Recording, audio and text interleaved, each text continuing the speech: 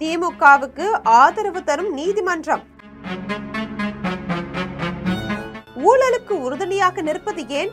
விஜய் அரசில் பெரும் பின்னடைவு. திமுக ஆட்சியில பல முக்கிய திமுக பிரமுகர்கள் ஊழல் செய்தார்கள் அப்படின்றது ஊருக்கே தெரிஞ்சதுதான். கொசு கடிக்குதுன்னு தெரிஞ்சும் ஊதுபத்திய விஜய் அவர்கள் பத்த வச்சாலும் நீதிமன்றத்துல ஏன் பத்தவே மாட்டேங்குது என்பதுதான் தற்போதைய கேள்விக்குறியா இருக்கு. அந்த கேள்விக்குறியினுடைய பின்னணிய ஜெம் தொலைக்காட்சி மூலம் விரிவா பார்க்கலாம்.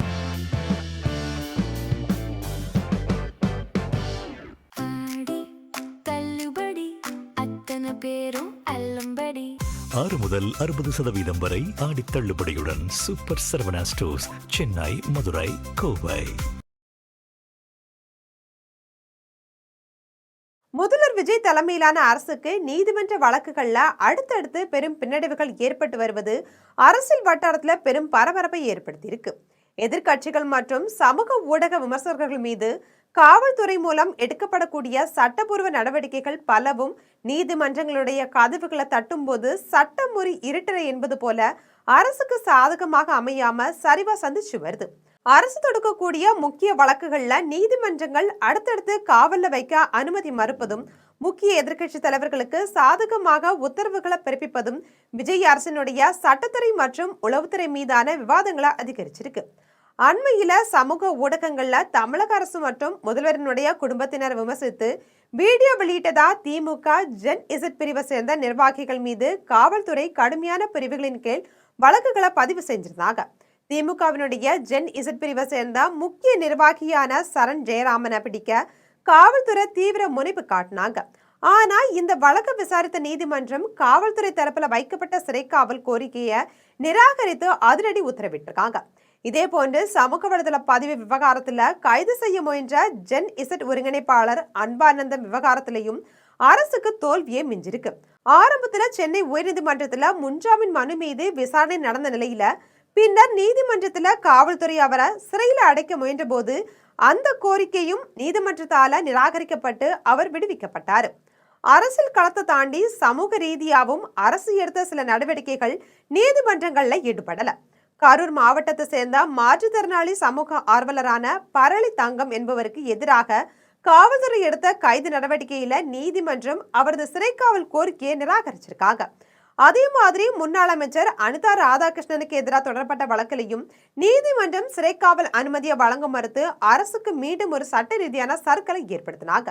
விஜய் அரசுக்கு மிகப்பெரிய சட்ட பின்னடைவா பார்க்கப்படுவது முன்னாள் அமைச்சர்களுக்கு எதிரான வழக்குகள்ல நீதிமன்றங்கள் வழங்கிய உத்தரவுகள் தான். கடந்த ஆட்சியில முக்கிய அமைச்சராயிருந்த 10 ரூபாய் செந்தில் பாலாஜிக்கு எதிராக அரசு தீவிர சட்ட நடவடிக்கைகளை மேற்கொண்டாங்க.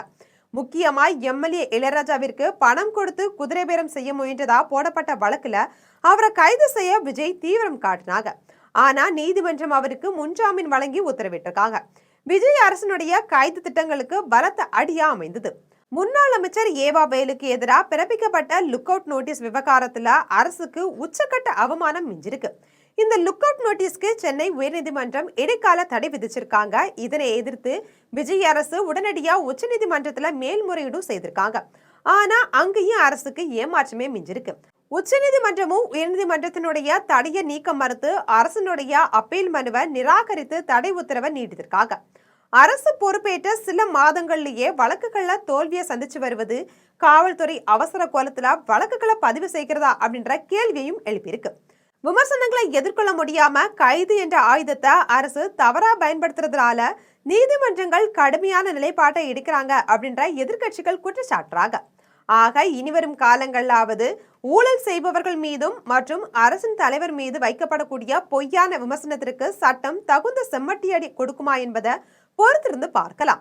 ஆக இனிவரும் காலங்களையாவது ஊழல் செய்பவர்கள் மீதும் மற்றும் அரசின் தலைவர் மீதும் வைக்கப்படக்கூடிய பொய்யான விமர்சனத்திற்கு சட்டம் தகுந்த செம்மட்டியடி கொடுக்குமா என்பதை பொறுத்திருந்து பார்க்கலாம். இது போன்ற அரசியல் செய்திகளை உடனுக்குடன் தெரிந்து கொள்ள ஜெம் தொலைக்காட்சியுடன் எப்போதும் இணைப்பில் இருங்கள்.